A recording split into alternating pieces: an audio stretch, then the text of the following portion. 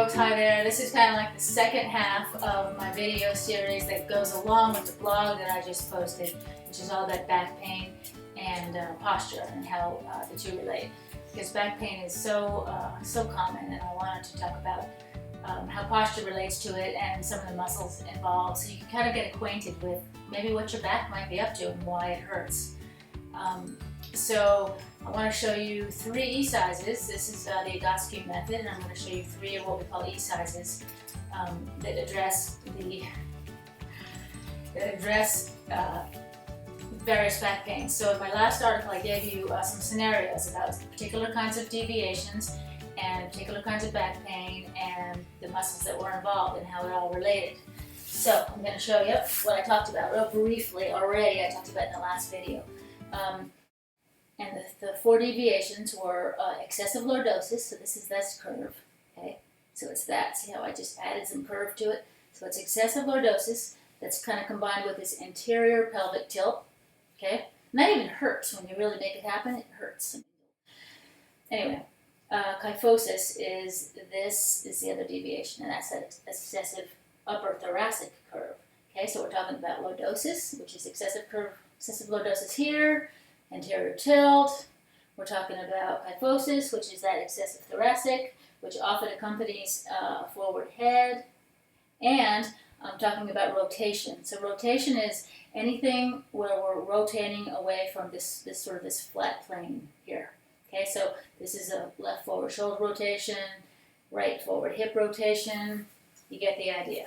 So my favorite exercise probably, and I've showed it on a few videos, is called static back. That's the first one I'm going to show you, and I'm going to explain how it actually works to address all 4 of those deviations that I showed you. So static back is like this, and hopefully you can still hear me. Now, anytime we get on the back, or when we use the flat plane of the wall also, we're taking rotation out right away. Makes sense, right? I'm going to settle in flat like the floor is. So if I normally have a little bit of a rotation, guess what's going to happen when I lie here for a little while and relax? It all goes away, okay? So this is static back. Now the importance of static back is to have 90 degree at the hip, 90 degree at the knee, and about a hip width with the knees and the ankles. And then I'm going to put my arms at about 45 degrees out from my sides, and this is just such a good place to relax. Just such a good time to do some deep breathing. Now, I told you how it addresses rotation. Now you can imagine if I have an excessive kyphosis, which is that upper back curve, same thing with this nice flat floor. It starts to settle. It starts to get into what we call the neutral position. Same exact thing for lordosis, for that curve down there. I can already feel that starting to go. Okay, and it also suggests to the pelvis what neutral is, giving it the floor to kind of relax into. So there you go, static back. It's good to be in it maybe about 5 minutes, anywhere from 3 to 10. I would do this at the end of the day. I would do this after something that isn't feeling good, like lots of sitting, for example. So that's static back. I'm going to show you 2 more. This one is called cat and cow. It's called cats and dogs in yoga. And you know, if you're thinking, oh, that's silly, these things aren't doing much, that's what I thought. And they are. Let me just tell you that I've just learned so much about how this stuff is really functional. So, and what you want to do is you want to get your wrists directly below shoulders, and you want to get knees directly below the hips, okay? Now, guess what just happened? This is also helping with rotation, because if I normally have either my hips or my shoulders rotated, this is going to put them in the same place. Okay, so that's why you want to make sure things are pretty symmetrical. So I've just removed the rotation, pretty much. And now what I'm going to do is I'm, with the exhale, going to send that thoracic curve that we've been talking about as far as it can go. The rest of me is going to go the opposite direction when I send it down. Now what this is mostly doing, and that's, you want to do about 10 of those.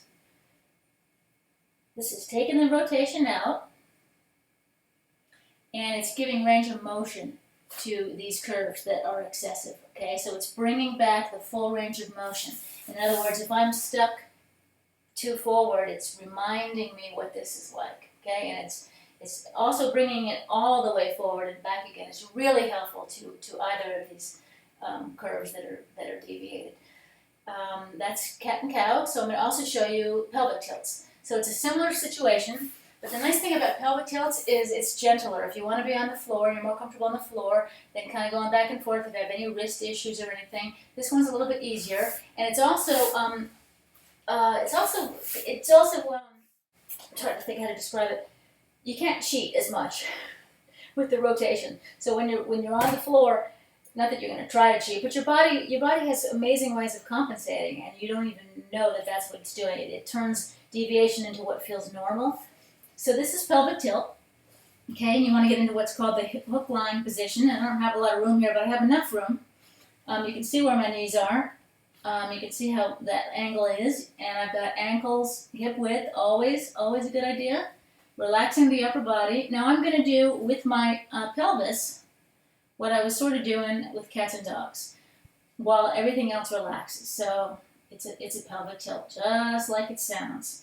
Now this is doing that same thing about range of motion. This is as far anterior as my pelvis will go. This is as far posterior. And you can feel, I would really aim to have this feel really good, because when you start really paying attention to what your body's doing and what's happening in your spine, it's like a massage.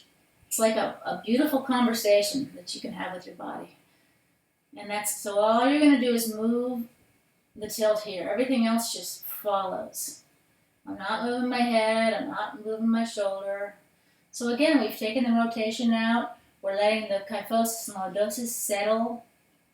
And we're teaching the pelvis its full range of motion, and we're arriving back at neutral in a relaxed position. So those are 3 ecises that are doing a lot more than you might think. And any questions, always feel free to email me, and thanks for your time.